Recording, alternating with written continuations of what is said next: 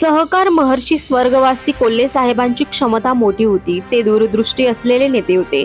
सगळ्यांना सोबत घेऊन चालणे हीच त्यांची कला होती. सत्तेत असताना सत्ताधाऱ्यांच्या विरोधात आंदोलन करण्याची ताकद त्यांच्या नीतिमत्तेत होती. माझा शेतकरी जगला पाहिजे हाच विचार त्यांनी मनात ठेवून आंदोलन उभं केलं. त्यावेळी सत्ता, पद, प्रतिष्ठान आणि पैसा गौण मानून त्यांनी कधीही ओशाळपणा दाखवला नाही, असा मनोदय धर्माचार्य हबप शंकर महाराज शेवाळे यांनी व्यक्त केला. महाराष्ट्र राज्याचे माजी मंत्री तथा सहकार महर्षी स्वर्गीय शंकरराव कोल्हे साहेब यांच्या चतुर्थ पुण्यस्मरण निमित्त कोपरगाव येथील तहसील कार्यालय मैदानात सहकार महर्षी शंकररावजी कोल्हे साहेब विचारधारा ट्रस्ट कोपरगाव यांच्या वतीने भव्य कीर्तन सेवेचे आयोजन सोमवार दिनांक 16 मार्च 2026 रोजी करण्यात आले. यावेळी धर्माचार्य हबप शंकर महाराज शेवाळे मंचर पुणे यांच्या सुश्राव्य वाणीतून कीर्तन सेवा पार पडली. यावेळी ते मनोगत व्यक्त करताना बोलत होते. या प्रसंगी सिंधुताई माई कोल्हे, नितीनदादा कोल्हे, बिपिनदादा कोल्हे, माजी आमदार स्नेहलताताई कोल्हे, अमितदादा कोल्हे, युवा नेते विवेक भैया कोल्हे, सुमितदादा कोल्हे, ईशान भैया कोल्हे, सौ रेणुकाताई कोल्हे, श्रद्धाताई कोल्हे, नगराध्यक्ष पराग संधान, सर्व नगरसेवक, विविध संस्थांचे पदाधिकारी, कार्यकर्ते, शंकरराव कोल्हे विचारधारा ट्रस्टचे पदाधिकारी आदीसह नागरिक मोठ्या संख्येने उपस्थित होते.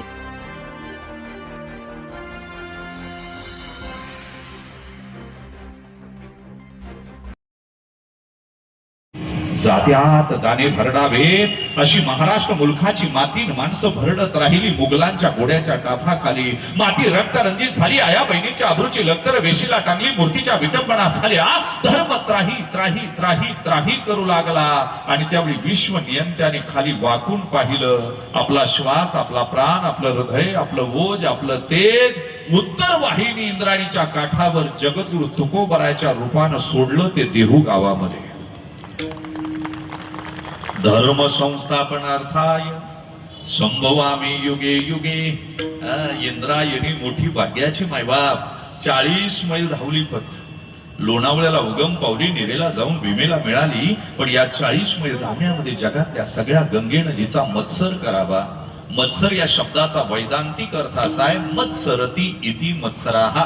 माझ्यापेक्षा मागचा पुढे गेला की राहिल्याच्या मनामध्ये जे कंपायन, उद्भावन, स्पिरिट, स्पंदन, इमोशन, भाव तयार होतात त्याला मत्सर असं म्हणावं. शरयूनं फक्त प्रभू रामचंद्राला पाहिलं, यमुनेनं फक्त नंदलालाला पाहिलं कृष्णाला.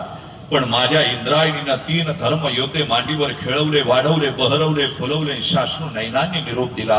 उजव्या मांडीवर ज्यांना खेळवलं साधकाचा मायबाप, चिंतकांचा चिंतामणी, विठोबाचा प्राण सखा, ज्ञानियांची संजीवनी, योग्यांचा मुकुटमणी, कैवल्याचा पुतळा, चंद्राची शीतलता, सूर्याची तेजस्विता, आकाशाचं व्यापकपण, धरतीचं धारिष्ट्य, आचार्याचं आचार्यपण, देवाचं देवत्व, मातेचं मातृत्व, कर्णाचं दातृत्व, गुलाबाची कोमलता, समुद्राची खोली, वात्सल्याचा पदर, अमृताचा पाना जिच्या हृदयात होता ती विश्व माऊली ज्ञानोबराय उजव्या मांडीवर इंद्रायणीनं खेळवली. मध्यभागी बापापेक्षा जास्त लढाया ज्यानं केल्या, एकही लढाई कधी हरला नाही. वयाच्या 13व्या वर्षी ज्याला 16 भाषा येत होत्या, हिंदी, इंग्रजी, हिब्रू, पाली, संस्कृत, मराठी, डच, पोर्तुगीज, आम्ल. वयाच्या 13व्या वर्षी ज्यानं 3 ग्रंथ लिहिले, विद्वानांची मतिबंध होते 2026 मध्ये. नकशी काय, बुद्धभूषण आहे, सतसत काय. हा औरंग्या आताच संभाजीनगर आणि पूर्वीचं औरंगाबाद इथं मरताना म्हणतो, यल्ला हे परवतदिगार, ये महाराष्ट्र के लोग अपने बच्चे को क्या खिलाते क्या मालूम. अगर एक शंभू जैसा शेर का छावा मेरे जन्नत में पैदा होता तो हिजड़ों की फौज मुझे खड़ी करनी ना पड़ती. मेला रे मेला मेला मेला मेला. बिगर पगडी घालता मेला.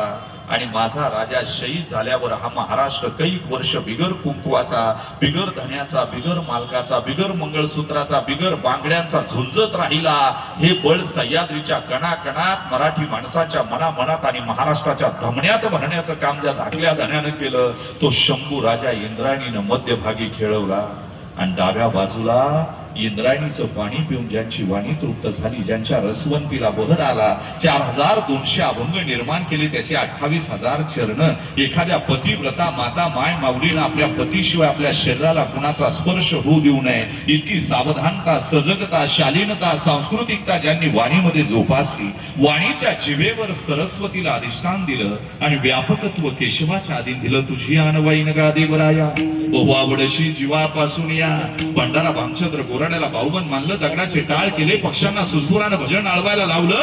ते देहूचे निवासी वैराग्यवान साधू, खिशात नाही धाण, समाजात नाही मान, घरात मुडकी खाट, पाणी प्यायला फुटका माठ, आणि शेवटी वैकुंठाची वाट असा ज्यांचा परमार्थाचा थाट, ते जगद्गुरु तुकोबराय डाव्या मांडीवर इंद्रायणीने खेळले.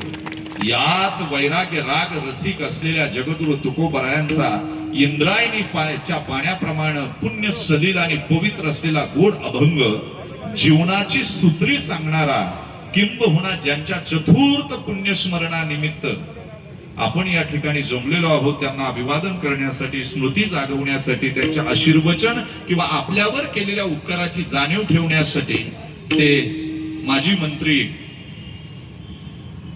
वाऱ्यालाही धक्का लागू नये, मुंगी पायाखाली मरू नये, इतकं सुंदर जीवन ज्यांना जगलं ते आदरणीय शंकररावजी कोल्हे साहेब हे कसे तिथपर्यंत पोहोचले असतील याचा काही आढावा जगद्गुरु तुकोबराच्या अभंगातून घ्यावा असा विचार मनात आला.